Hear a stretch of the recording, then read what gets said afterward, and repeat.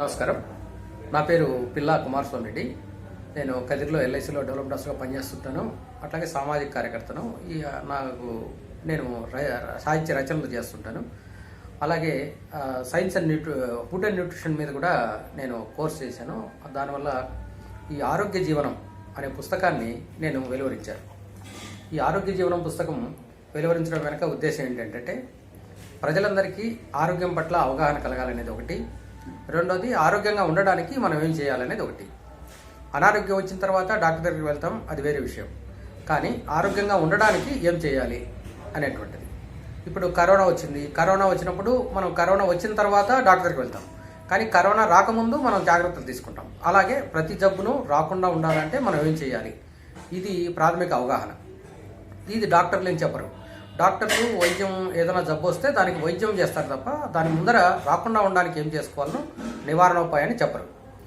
అందువల్ల ఆరోగ్యాన్ని కాపాడుకోవడానికి ముఖ్యంగా ఆరోగ్యం అంటే ఏంటి అనేది అర్థం చేసుకోవాలి. ఆరోగ్యం అంటే ఏంటి అంటే ఆరోగ్యాన్ని ప్రపంచ ఆరోగ్య సంస్థ ఒక నిర్వచనం చెప్పింది. అదేంటంటే సామాజికంగా, శారీరకంగా, మానసికంగా ఆరోగ్యంగా ఉంటే అది ఆరోగ్యంగా ఉన్నట్లు అని చెప్పారు. ఇక్కడ సామాజికంగా అంటే సామాజిక భద్రత కలిగి ఉండాలి. అంటే బయటికి వెళ్తానే ఏమవుతుందో ఏమో అనేటువంటి ఆందోళన లేకుండా సమాజం సామరస్యంగా ఉంటే అది ఆరోగ్యంగా ఉన్నట్లు ఆ సమాజం.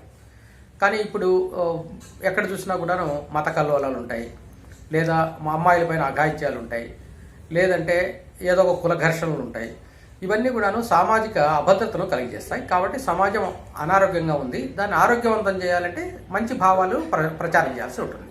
గురజాడ, కందుకూరి, వీరేశలింగం, వివేకానందుడు ఇటువంటి గొప్ప గొప్ప మహనీయులు చెప్పినటువంటి విషయాలను మనం జాషువా వీళ్ళందరూ చాలా విషయాలు చెప్పారు.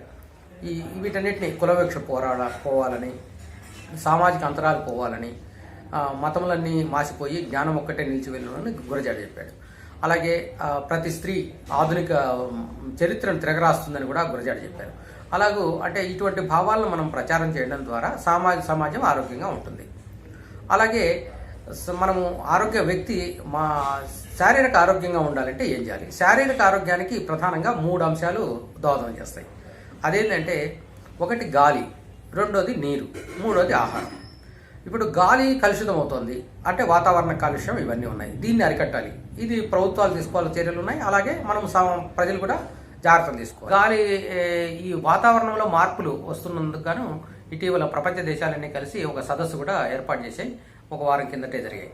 వీటన్నిటి వెనుక ఉద్దేశం ఏంటంటే ప్రపంచంలో చాలా మార్పులు రావడానికి మనం చేస్తున్నటువంటి కాలుష్యమే ప్రధానమైందని వాళ్ళు గుర్తించారు. దానికి క్లైమేట్ చేంజ్ అని వాళ్ళు పెద్ద సదస్సు పెట్టారు. అలాగే గాలిని మనము చాలా శుభ్రంగా తీసుకోవాలి. దానికి చెట్లు నాటాలి. చెట్లు నాటండి అనే జన విజ్ఞానం చాలా పర్యావరణం కోసం చాలా కృషి చేస్తుంది. నాటండి చెట్లు అని ఒకటి పెద్ద ప్రోగ్రాం కూడా తీసుకున్నారు. అటవీ శాఖ చేస్తుంది, కానీ అవి చాలా తక్కువగా. వాళ్ళు నాటిన చెట్లు చూస్తే ఈరోజు మనుషులు నిలబడేదనుకుండదు. ఆ రకంగా చెట్లు నాటినట్లు రికార్డులో ఉంటాయి, కానీ వాళ్ళు చేయడం లేదు. ఈ రకమైన అటవీ శాఖ మీద కూడా మనం ఒత్తిడి తీసుకొస్తే మనం అడవులు పెంచడం, అట్లాగే చెట్లను పెంచడం ద్వారా మనం చేయాలి. రోడ్డు వెడల్పు కార్యక్రమంలో మనం అనేక చెట్లను ధ్వంసం చేస్తున్నాం. దానివల్ల కొత్త చెట్లను పెంచడం లేదు. అటవీ అధికారులు అసలు దాని గురించి నిర్లక్ష్యం వహిస్తున్నారు. కాబట్టి వారి మీద కూడా మనం ఒత్తిడి తీసుకొస్తే అప్పుడు మనం చెట్లను పెంచుకోవడానికి జరుగుతుంది. అలాగే ప్రతి ఇంట్లోనూ ఒక చెట్టును నాటుకోవాలి అనేటువంటి నినాదాన్ని తీసుకొస్తే కూడా ప్రజలు ఆ విధంగా అవేర్నెస్ తీసుకొచ్చి గాలిని మనం కాలుష్యం కానికుండా చేసుకోవచ్చు. తర్వాత నీరు. ఈ నీరు ప్రధానమైనటువంటి అంశం. ఈ నీటి వలన చాలా అనారోగ్యాలు వస్తున్నాయి. ఒకటి, మనకు బయట అతిసార వ్యాధి రావడానికి ఎండాకాలం వస్తేనే అతిసార వ్యాధి వస్తుంది. తర్వాత ఈ ఇటీవల కాలంలో టైఫాయిడ్ వస్తుంది. టైఫాయిడ్ అనేది నీటి ద్వారా వస్తుంటుంది. అంటే నీరు కలుషిత ఆహారం తీసుకోవడం ద్వారా, హోటళ్లలో తిన్నప్పుడు లేదా బయటకి ఇంట్లో ఎవరికైనా వెళ్ళినప్పుడు చేతులన్నీ ముంచి అట్లాంటివన్నీ తీసుకోవడం ద్వారా జరుగుతుంటుంది. ఇప్పుడు నీరు ఒక అమ్మకం వస్తుగా మారిపోయింది. మంచినీరు దొరకని పరిస్థితుంది. అందుకని మనం మున్సిపాలిటీని మనం ఒత్తిడి తీసుకొచ్చి సరైన మంచినీరు, రక్షిత మంచినీరు వచ్చే విధంగా చేసుకోవాలి. లేదంటే ఆ నీటిని వెడగాచి లేదా వేడి చేసుకొని నీళ్లు తాగడం ద్వారా మనం ఆరోగ్యవంతంగా ఉండొచ్చు. అలాగే నీరు ఎంత తాగాలి అనేటువంటిది కూడా ఒక ప్రశ్న. మనం రోజువారీ ఆహారంలో కనీసం 5 లీటర్లు నీళ్లు తాగితే మనం ఆరోగ్యంగా ఉంటాం. అందుకని ఉదయం పుట్టినే పొరగడుపునే 1 లీటరు నీళ్లు తాగడం అలవాటు చేసుకోవాలి. అలాగే మనకు దప్పికైనప్పుడల్లా నీళ్లు తాగాలి. అలాగే మనము నీరును ప్రధానంగా గుర్తుపెట్టుకొని తాగుతూ ఉండాలి. ఎందుకంటే శరీరంలో మన వంతు 3వ వంతు భాగం శరీరం నీళ్ళే ఉంటాయి. ఆ నీరు లేకపోతే మనం చాలా అనారోగ్యం పాలవుతాం. అంటే మన జీవక్రియలు, మన శరీరంలో మనం తిన్న ఆహారం బాగా అరగాలన్నా, తర్వాత లోపల అన్ని మెటబాలిజం అంటారు దాన్ని, అంటే లోపల ఉన్నటువంటి పనులని సకాలంలో సక్కంగా జరగాలన్నా, లేదా మనం తిన్న ఆహార పదార్థంలో ఏమైనా కలుషితాలు ఉంటే వాటిని బయటికి పంపించాలన్నా ఈ నీళ్లు బాగా పనిచేస్తాయి. అందువల్ల నీళ్లను బాగా తీసుకోవాలి. కొంతమందికి కళ్ళల్లో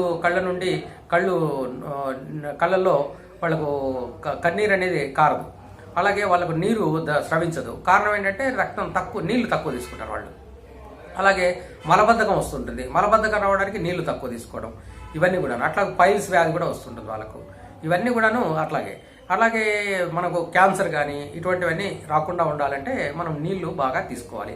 అలాగే చర్మము పాలిపోకుండా ఉండాలన్నా, మా ముఖంలో మంచి కళ రావాలన్నా నీరు అనేది చాలా ముఖ్యమైనది. కాబట్టి నీటిని మనం తక్కువగా అంచనా వేయరాదు, నీటిని బాగా తీసుకోవాలి. 3వ అంశం ఆహారం. ఈ ఆహారం అనేటువంటిది మనం చాలా ముఖ్యమైన అంశం. ఈ ఆహారం ఏం తీసుకుంటున్నాం అనేది ప్రధానమైనది. మనం ఇప్పుడు ఏం చేస్తున్నామంటే ఆహార పంటలు పండించే విధానంలో చాలా మార్పులు వచ్చాయి. అనేక రసాయనాలు వాడుతున్నారు. ఆ రసాయనాలు వాడడం వల్ల మన ఆహారం చాలా కలుషితమైపోతుంది. అవన్నీ తీసుకోవడం వల్ల మనకు అనేక అనారోగ్యాలు వస్తున్నాయి. ముఖ్యంగా పురుగు మందులన్నీ వాడుతున్నారు. ఆ పురుగు మందులన్నీ మనము ఆ చెట్టల్లోకి మనం తినే ఆహార పదార్థాలకి వెళ్తాయి. ఉదాహరణకు వంకాయలు ఉన్నాయి, టమోటాలు ఉన్నాయి, వాటన్నిటికీ చాలా మందులు వాడతారు. అవన్నీ వాటిలోకి చేరి ఉంటాయి కాబట్టి అవి తినడం ద్వారా మనకు అనేక క్యాన్సర్ రోగాలు కూడా వస్తున్నాయి.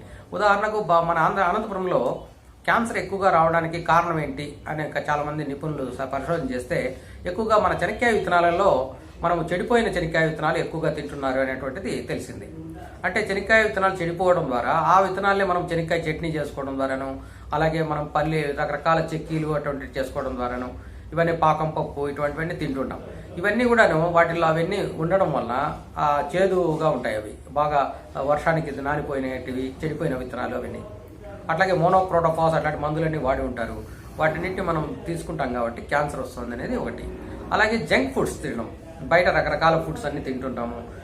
దానివల్ల చాలామంది లావు అయిపోతున్నారు. చిన్నపిల్లలు వాళ్ళు సరైన పోషకాలు తీసుకోకుండా, అంటే సరైన ఆహారం తీసుకోవడం, అంటే ఉదాహరణకు గుడ్డు తీసుకోవడం, మంచి ఆహార పదార్థాలు, ఉదాహరణకు అన్నం బాగా ఉడికించిన అన్నం తీసుకోవడం, అలాగే ఆకుకూరలు బాగా తినడం, ఇవన్నీ కూరగాయలు తినడం, ఇవన్నీ చేయాలి. ఇవన్నీ తెలుసు చిన్నపిల్లలకు విటమిన్లు ఏమి తీసుకోవాలి అని పుస్తకాల్లో ఉంటాయి.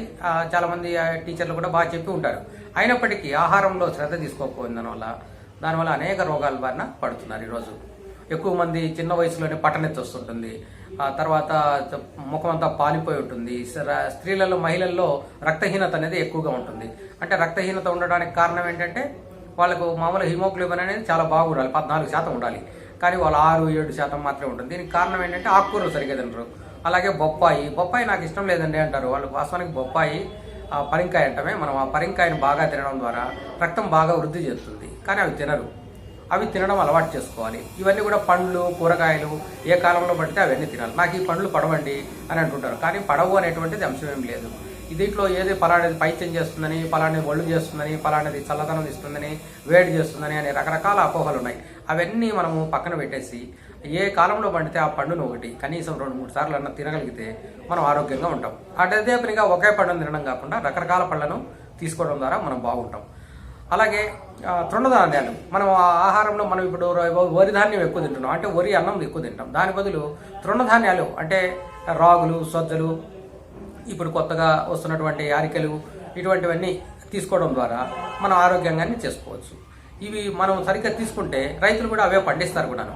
ఇప్పుడు వాస్తవానికి వరి ఎక్కువగా ఉంది, వరి బియ్యం మేము కొనుక్కోమని ప్రభుత్వం చెప్తోంది. కాబట్టి ప్రత్యామ్నాయ పంటలుగా వెళ్ళడానికి ఇవన్నీ అవకాశం ఉంది. రాగి, సొజ్జ, ఈ అరికెలని ఇటువంటివన్నీ వేస్తే ప్రజలు కూడా అవి తీసుకుంటారు. వాస్తవానికి అవి ఎక్కువ ధరల్లో ఉన్నాయి. వాటి తక్కువ ధరల్లో దొరకాలంటే కూడాను ఎక్కువ మంది పంట పండించాలి దాన్ని. ఆ రకమైనటువంటి ప్రజలు మార్పు తెచ్చుకుంటే ఆహార అలవాట్లలో మార్పులు తెచ్చుకోవాలి. అంటే ఆకుకూరల కోసం మనం తక్కువ వెచ్చిస్తాం. అదే మటన్, చికెన్ అయితే బాగుంటుంది అనేది ఎక్కువ తింటాం. అది ఎక్కువ ధర అయినా కూడా కొంటుంటారు. దానికన్నా తక్కువ ధరల్లో దొరికేటువంటి ఆకుకూరలు తిని మనం ఆరోగ్యంగా ఉంటే మనకి చాలా సంతోషం. ఉదాహరణకు మనము మటన్, చికెన్ ద్వారానే బాగా బలవంతులు అవుతాం అనేది ఒకటి అపోహ. ఉదాహరణకు కోటి రామ్మూర్తి అని ఒక పెద్ద పహిల్వాన్ ఉండేవాడు. ఆయన గతంలో ప్రపంచంలోనే ప్రసిద్ధి చెందిన పహిల్వాన్. ఆయన శాకాహారి, ఆకుకూరలు వాటి ద్వారానే ఆయన తినేవాడు. దీన్ని బట్టి ఇటువంటి విషయాలన్నీ నేను ఆరోగ్య జీవనం పుస్తకంలో పొందుపరిచాను. ఇటువంటి చదివితే కనుక ఇది ప్రజలకు అందరికీ అందాలి అనే ఉద్దేశంతో ఈ పుస్తకాన్ని రాశాను. నాకు రచయితగా నాకు రాసే శక్తి ఉంది కాబట్టి నేను దాన్ని ప్రజలకు అందించడానికి సరళమైన భాషలో, అంటే ప్రజల భాషలో దాన్ని అందించాను. అది చదివి ఆసక్తి పెంచుకొని దాని గురించి మనం నేర్చుకోవాలి. ఈ శాస్త్రీయ విజ్ఞానాన్ని, అంటే అలాగే ఆహారం తర్వాత ఆహారం తిన్నా కూడా అనారోగ్యాలు వస్తాయి. అనారోగ్యం వచ్చినప్పుడు దానికి సంబంధించిన మూఢ విశ్వాసాలు ఉండడం ద్వారా దానికి వైద్యం చేయించుకోవడానికి డాక్టర్ దగ్గరికి వెళ్లకుండా మంత్రగాళ్ళ దగ్గరికి వెళ్ళడం, మూఢనమ్మకాలను చేయడం ఇవన్నీ జరుగుతుంటాయి. ఉదాహరణకు కొంతమందికి తెల్ల కామెర్లు వచ్చినాయి అంటారు. తెల్ల కామెర్లు వస్తే కామెర్ల వ్యాధికి ఏం చేసుకోవాలా అనేటువంటిది రకరకాల వైద్యం చేస్తుంటారు. ఇప్పుడు పచ్చ కామెర్లు వచ్చినప్పుడు కదిరిలో ఇట్లా ఇక్కడ రిస్ట్ వాచ్ లాగా గుండ్రంగా ఒక ముద్ర వేసుకుంటారు. ఇటువంటిది ఒక మూఢ విశ్వాసం. వాస్తవానికి దానికి సంబంధం లేదు. దానికి కామెర్ల వ్యాధికి ఎటువంటి తీసుకోవాలంటే ఆహారం సరిగ్గా తీసుకోవాలి, మంచి పళ్ళు కూరగాయలు బాగా తీసుకోవాలి, రెస్ట్ తీసుకోవాలి. అటువంటిది తీసుకుంటే కామెర్ల వ్యాధి తగ్గిపోతుంది. దానికి డాక్టర్ల సలహా తీసుకొని మనం వైద్యం చేసుకోవచ్చు. కానీ మూఢనమ్మకాల బారిన పడి అనేక వైద్యం చేసుకుంటుంటారు. అట్లాగే చిన్నపిల్లల్లో మనం మామూలుగా చిటికెలు అని పెడుతుంటారు. తర్వాత మెడలో తాయెత్తులు ఇవన్నీ కడుతుంటారు. బాలగ్రహ అని ఇటువంటివన్నీ చేస్తుంటారు. వాస్తవానికి అవన్నీ ఇప్పుడు ఉదాహరణకు పిల్లవాడు నోట్లో వేలు పెట్టుకొని చిప్పుతాడు. అంటే చిన్న పిల్లవాడు మనకి తెలియక ఎక్కడంటే అక్కడ ముట్టుకొని నోట్లో పెట్టుకుంటాడు కాబట్టి అతనికి వేదులు పడతాయి. దానికి వెంటనే బాలగ్రహ అని చెప్పి వెంటనే తాయెత్తులు ఇవన్నీ వేస్తుంటారు. ఇవన్నీ కూడా మూఢ విశ్వాసాలకు సంబంధించినవి. అసలు వైద్యము డాక్టర్ దగ్గరికి వెళ్ళి దానికి సంబంధించిన చేయడమే. అలాగే వాళ్ళకి పిల్లలను నిప్పులు వాడతారు. ఆ నిప్పులను వేడి చేయడం, నీళ్ళల్లో వేడి చేసి దాన్ని బాగా శుభ్రం చేసి దాన్ని తరచూ దాన్ని చేయాలి. అలా చేయకపోతే కూడా వాళ్ళకు వాంతులు బేదులు ఇవన్నీ పెరుగుతూ ఉంటాయి. ఇటువంటి వైద్య విజ్ఞానాన్ని సరళంగా చాలామంది జన విజ్ఞాన వేదిక చాలా కృషి చేస్తుంది. అందుకని జన విజ్ఞాన వేదిక చేసే పని ఏంటంటే గ్రామాల్లోకి వెళ్ళి ఇటువంటివన్నీ చేసేది. నాటికలు ఇవన్నీ కూడా రూపకల్పన చేసి వాటిని ప్రచారం చేసేది. వాంతులు బేదులు, జలుబుకు వైద్యం ఏమిటి, ఇటువంటివన్నీ నాటికలు నేను కూడా వేశాను. ఆ విధంగా ప్రచారం చేశాం. జలుబుకు వైద్యం ఏమిటంటే జలుబుకు బాగా రెస్ట్ తీసుకోవాలి, మంచినీళ్ళు తీసుకోవాలి, అంతేగాని దానికి ప్రత్యేకంగా మందులు లేవు అనేటువంటిది. అయితే తప్పనిసరిగా రేపటిలోగా పని చేసుకోవాలి, పోవాలి, కూలికి పోవాలి అనుకున్న వాళ్ళు మాత్రం తప్పనిసరిగా సిట్రిజిన్ అటువంటి మందులు వాడచ్చు, తప్పేం లేదు. కాకపోతే అటువంటి అపోహతోనే మందులే కేవలం అన్ని కార్యకర్త అయినటువంటి కాకుండా మనము మన సొంతంగా సకాలంలో దాన్ని చేసుకోవడానికి, మన ఇంట్లోనే వైద్యం చేసుకోవడానికి, దానికి చికిత్స చేసుకోవడానికి సరైన పరిజ్ఞానాన్ని, సరైన జ్ఞానాన్ని పొందడానికి ఇటువంటి సేవా సంస్థలు చేస్తున్నటువంటి కృషిని మనము అభినందిస్తూ వాటిని మనం ఆస్వాదించాలి, దాన్ని మనం అనుకరించాలి, వాటిని పాటించాలి. విజ్ఞానం అనేటువంటిది ఏంటంటే విజ్ఞానం ఆచరణతోనే ముందుకు పోతుంది తప్ప ఏదో పుస్తకాల్లో ఉంటే సరిపోదు. అందువల్ల సైన్స్ అనేటువంటిది మన ఆచరణ ద్వారానే ముందుకు పోతుంది అనేటువంటి విశ్వాసాన్ని జన విజ్ఞాన వేదిక ఉంది. అది ప్రజల్లో కూడా చాలా జ్ఞానం ఉంది. ఆ జ్ఞానాన్ని ప్రజలందరికీ పంచాలి, ఒకరికొకరు పంచుకోవడం ద్వారానే సమాజం అభివృద్ధి చెందుతుంది అనేటువంటిది. అలాగే మూఢనమ్మకాలు వాటి బారిన పడకుండా ఒక శాస్త్రీయమైనటువంటి సమాజం, ఒక చక్కని సమాజం, అంటే మంచి భావాలతో ఉన్నటువంటి సమాజం అభివృద్ధి చెందాల్సిన అవసరం ఉంది. అదే భారతదేశానికి భారతదేశం ముందుకు పోవడానికి, మన దేశం అభివృద్ధి చెందడానికి ఉపయోగపడుతుంది. ఆ రకంగా ఇటువంటి శాస్త్రీయ విజ్ఞానాన్ని పెంపొందించడానికి చేస్తున్న కృషిలో భాగంగానే ఇటువంటి పుస్తకాలు కూడా చేస్తున్నాము. దాన్ని ప్రజలందరూ స్వీకరించాలి. దీన్ని చదివి 10 మందికి పంచండి. మీకు ఒక జ్ఞానం తెలిసి ఉంటే దాన్ని మీ దగ్గరే ఉంచుకోకుండా 10 మందికి పంచడం ద్వారానే అది ఎక్కువ మంది అవుతుంది.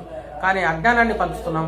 ఈరోజు టీవీలు, అనేక మీడియా దాంట్లో అనేక మూఢనమ్మకాలను, విశ్వాసాలను ఉన్నటువంటి మూఢ విశ్వాసాలు ఉన్నటువంటి వాటిని ప్రచారం చేస్తున్నారు. ముఖ్యంగా టీవీ సీరియళ్లలోనూ ఉదయం పూట వచ్చేటువంటి అనేక మంది బాబాలు ఇటువంటి వాళ్ళందరూ చెప్పే విషయాలలోనూ అనేక అశాస్త్రీయ అంశాలు కూడా జరుగుతున్నాయి. వీటన్నిటిని మనం తిరస్కరించాలి.